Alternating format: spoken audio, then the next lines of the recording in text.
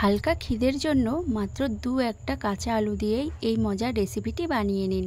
চায়ের সাথে একদম জমে যাবে। তো চলুন রেসিপিটি দেখে নেওয়া যাক।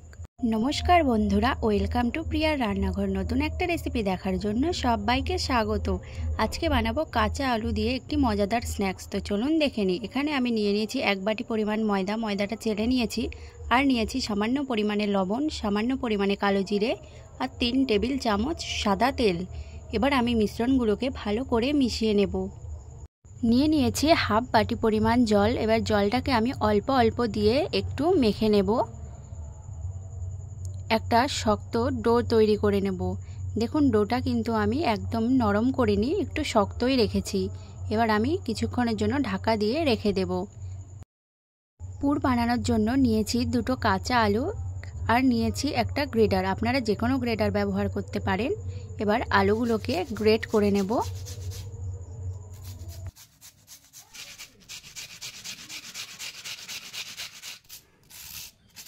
আলুটা প্রায় গ্রেট করা হয়ে গেছে। এবার একটি বাটিতে আমি জল নিয়ে নিচ্ছি।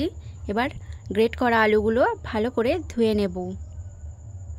আলুগুলোকে এইভাবে একটু হাত দিয়ে চিপে জলটা বের করে একটি প্লেটে রেখে দেব।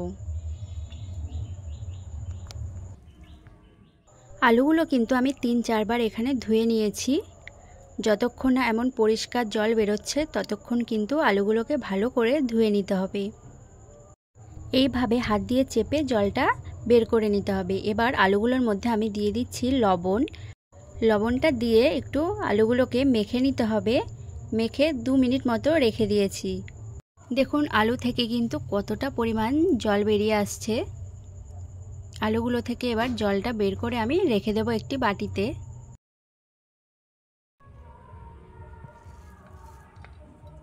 এবার আলুর মধ্যে দিয়ে দিচ্ছি কিছুটা গ্রেট করা আদা আর কাঁচা লঙ্কা কুচি, দিয়ে দিচ্ছি ধনেপাতা কুচি, আর দিচ্ছি সামান্য পরিমাণে হলুদ, সামান্য পরিমাণে লঙ্কা গুঁড়ো, জিরে গুঁড়ো আর ধনে গুঁড়ো, সামান্য পরিমাণে গরম মশলা গুঁড়ো আর সামান্য পরিমাণে চাট মশলা, আর দিচ্ছি সামান্য পরিমাণে সরষের তেল। এবার সবগুলো মিশ্রণকে একসঙ্গে একটু মাখিয়ে নেব। পুরটা রেডি হয়ে গেছে। এবার ময়দার ঢাকনাটা আমি তুলে নিচ্ছি।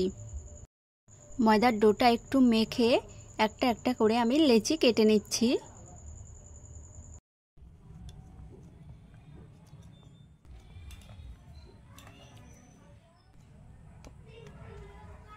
এখান থেকে একটি লেচি আমি নিয়ে নিয়েছি। লেচিটাকে এবার একটু পাতলা করে বেলে নেব। দেখুন পাতলা করে কিন্তু বেলে নিয়েছি। রুটিটাকে একটু সাইড করে নিচ্ছি।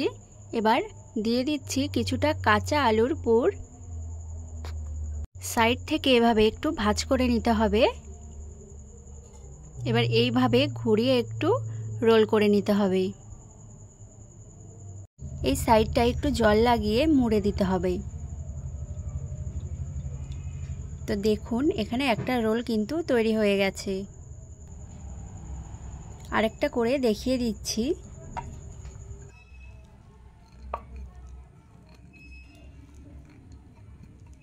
এই রুটিটাও একইভাবে পাতলা করে বেলে নিয়েছি।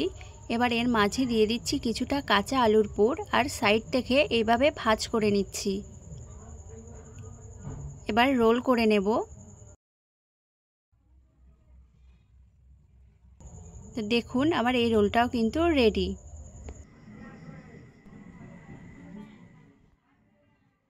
সবগুলো রোল রেডি করে নিয়েছি। এদিকে তেলটা হালকা গরম হতে দিয়ে দিয়েছি।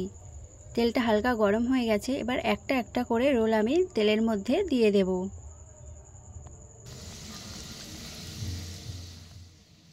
সবগুলো রোল দেওয়া হয়ে গেলে এবার একটু উল্টে পাল্টে লাল লাল করে ভেজে নেব। যেহেতু ভেতরের পুরটা কাঁচা আলু দিয়ে তৈরি, তাই একটু সময় নিয়েই উল্টে পাল্টে লাল লাল করে ভেজে নিতে হবে। তো দেখুন বলতে বলতে কিন্তু ভাজা হয়ে গেছে সবগুলো। এবার আমি নামিয়ে নিচ্ছি। এইভাবে একবার কাঁচা আলু দিয়ে এই স্ন্যাক্সটা বানিয়ে দেখবেন। খেতে কিন্তু দারুণ লাগবে। সন্ধেবেলা চায়ের সাথে কিন্তু একদম জমে যাবে, অথবা সসের সঙ্গে খেতেও কিন্তু দারুণ লাগে। তো রেসিপিটি কেমন লেগেছে অবশ্যই কমেন্ট করে জানাবেন। আর ভালো লাগলে অবশ্যই লাইক, কমেন্ট, শেয়ার এবং সাবস্ক্রাইব করে দেবেন।